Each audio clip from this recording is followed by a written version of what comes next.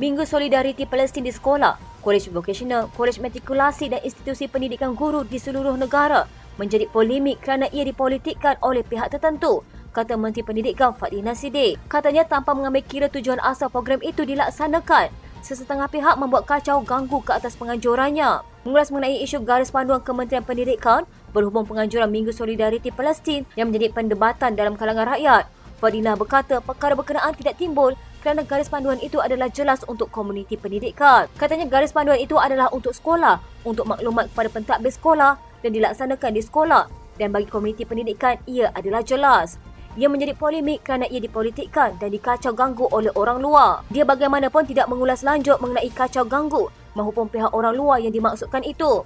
Minggu Solidariti Palestin dilaksanakan bermula 29 Oktober hingga esok bagi menyaup pentadbiran kerajaan untuk terus bersama-sama mempertahankan hak dan kebebasan rakyat Palestin. Mengulas lanjut, Fadhilina berkata, malah program berkenaan dijalankan mengikut proses yang mengambil kira tahap pemahaman golongan murid mengenai konflik Palestin-Israel. Katanya sekolah-sekolah ini mempunyai dinamik masing-masing dan menjadi tanggungjawab guru-guru memastikan mesej ini sampai mengikut aktiviti yang dirasakan sesuai dengan sekolah. Jadi ini adalah mesej jelas bahawa tujuan kita adakan Minggu Solidariti Palestin adalah untuk mengangkat pendirian negara dan memastikan mesej itu sampai kepada seluruh anak murid kita. Menteri Pelancongan Seni dan Budaya Teo Keng Sing menempelak dan menasihati Ahli Parlimen Tasik Gelugor Wan Saiful Wanjan supaya fokus terhadap kes mahkamah dihadapinya. Malah kata Tiong, pemimpin Perikatan Nasional itu tidak perlu sibuk menjaga tepi kain orang. Katanya, saya minum, saya menari, apa saya punya imej sebagai menteri tidak bagus. Pergi tengoklah rakyat komen macam mana kamu sekarang kena tuduh sebagai rasuah.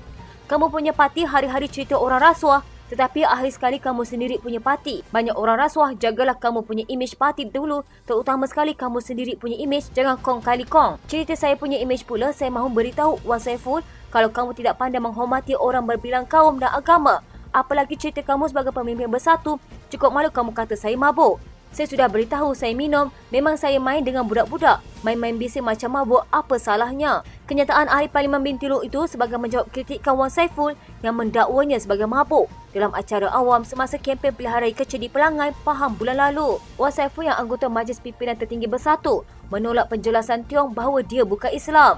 Dia sebaliknya berkata, mabuk di halayak ramai adalah akhlak buruk sebagai pemimpin tanpa mengira agama atau bangsa. Mengulas lanjut, Tiong dalam kenyataannya mengingatkan Wan Saiful supaya jangan terlalu menjaga tepi kain orang sehingga kain sendiri yang banyak lumpur tak nampak. Katanya, kalau dah terasa nak menuduh orang lain, cermin-cerminlah diri sendiri terlebih dahulu. Wan Saiful perlu lihat diri sendiri. Jelaskan kepada rakyat bagaimana beliau boleh didakwa atas 18 pertuduhan pengubahan wang haram seperti yang dilaporkan media. Namun dia berani menggelarkan saya mabuk dan mempunyai imej yang rosak. Dia juga telah menghasut orang ramai untuk mengajak orang lain mengulas sama ada saya mabuk atau tidak. Tambah Tiong, dalam negara Malaysia yang berbilang kaum, agama dan budaya, Wan Saiful nampaknya tidak tahu menghormati budaya, agama dan kaum lain atau sengaja memilih untuk menjadi jahil sehingga tidak dapat bersikap terbuka dan inklusif. Katanya, dia sebaliknya lebih memilih untuk memberi penilaian peribadi dan menggunakan tanggapan sendiri dalam menilai orang lain. Jika dia terus bersikap begini, lebih baik tinggalkan pentas politik. Dengan rasa rendah diri dan ikhlas, saya ingin mencadangkan agar Wan Saiful menyelesaikan masalah dan pertuduhan terhadapnya terlebih dahulu. Jelaskan kepada rakyat bagaimana dana yang sebegitu banyak boleh masuk ke akaun miliknya seperti yang dilaporkan media. Jika perkara itu dapat diselesaikan, barulah boleh sibuk hal orang lain. Tiong turut menegaskan bahawa dia berhak mengambil tindakan undang-undang susulan dakwaan dilemparkan Wan Saiful. Tegasnya, dia akan tetap mematuhi budaya, agama dan bangsa saya sebagai jawapan tuduhan mabuk yang dilemparkan oleh Wan Saiful.